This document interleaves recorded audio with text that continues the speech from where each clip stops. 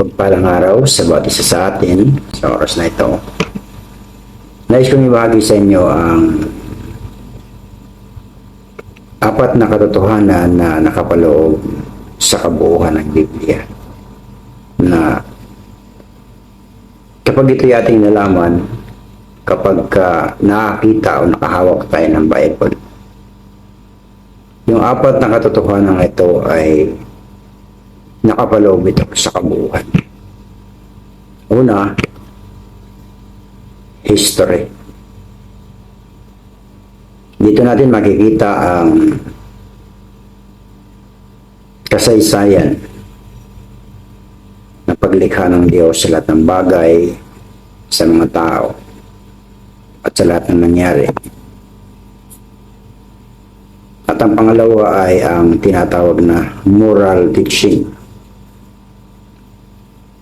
Ang moral teaching, dito natin makikita yung the tree of good and evil. So, marami tayong makikitang aral at turo sa kabuuhan ng Biblia na kung ating itong aalamin, ito'y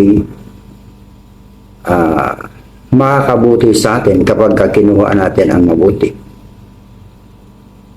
Ngunit dahil ang puno ay nagtataglay ng mabuti at masama, isang puno na may dalawang uri ng bunga,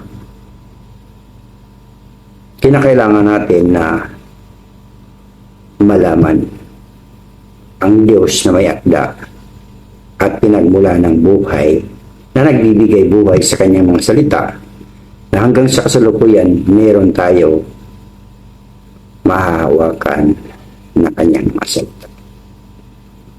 At ang ikatlo ay ang propesya. Nang magkasala ang tao, sinabi ng Diyos kay Noah, hatulan ko ang tao. Yan ang propesya. Yung prophecy nagkaroon ng fulfillment. So, kinakailangan natin makita sa Bible yung prophecy and fulfillment. Na ang Diyos ay nakipagtipan kay Abraham, sinabi ng Diyos, yung prophecy, 400 years, ang iyong mga anak ay magiging alipin sa bansa na hindi kanila, ngunit pagkatapos ng 400 taon, sila'y kanyang palalayain. At ang prophecy ito ay natupad sa panahon ni Moses. Sa patuloy na pagkakasala, sa patuloy na pagsuway ng mga Israelita at ng mga tao sa mga palatuntunan ng Diyos, ang Diyos ay ipinakita yung kanyang galit o hatol doon sa mga taong nagtraidor at lumaban, nagrebelde sa Diyos. Sapagkat ang unang nagtraidor sa Diyos ay si Adan Siba. At ipinasa ito at ang Diyos ay naghahanap ng mga tapat sa kanya. Hanggang sa ipinangako ng Diyos ang Isaiah. Sa aklat ng Isaiah, makikita natin yung tungkol sa kapanganakan ng ating Panginoon. Makikita natin yung kanyang ministry, kung paano ang Holy Spirit, kung paano gumagawa ng tanda, himala at kabablaghan ng ating Panginoon. Ang prophecy sa Old Testament ay nagkaroon ng katuparan sa ating Panginoong Kristo. At pagkatapos na magawa ng ating Panginoong Kristo, meron siyang prophecy na siya ay babalik. At ang prophecy na ito ay kinakailangan nating malaman upang tayo ay maging handa sa kaganapan ng katuparan ng prophecy ng ating Panginoong Kristo. So, apat na bagay.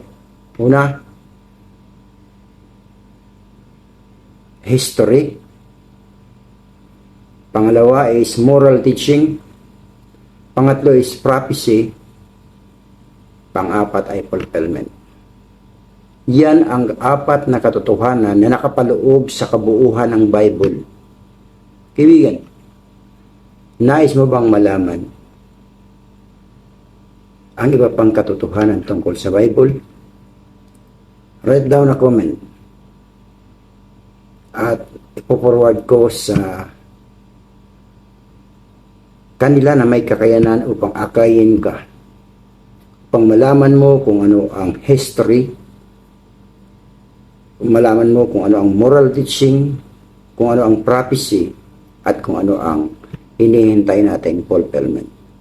At ang hinihintay nating fulfillment na prophecy ay yung prophecy ni Jesus sa bagong tipan na siya ay muling paparito.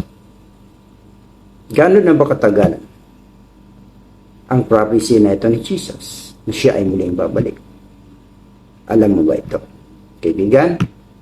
Kung ikaw ay napagpala sa ating video, please, kung di ka pa nakapag-subscribe sa aking YouTube channel, please subscribe, hit the notification bell upang ikaw ay maging updated sa next pa nating upload ng mga video. Sa Disang Papuri, nalaman na natin kung ano yung apat na katotohanan na dapat natin malaman na nakapaloob sa Biblia. Sa Disang Papuri.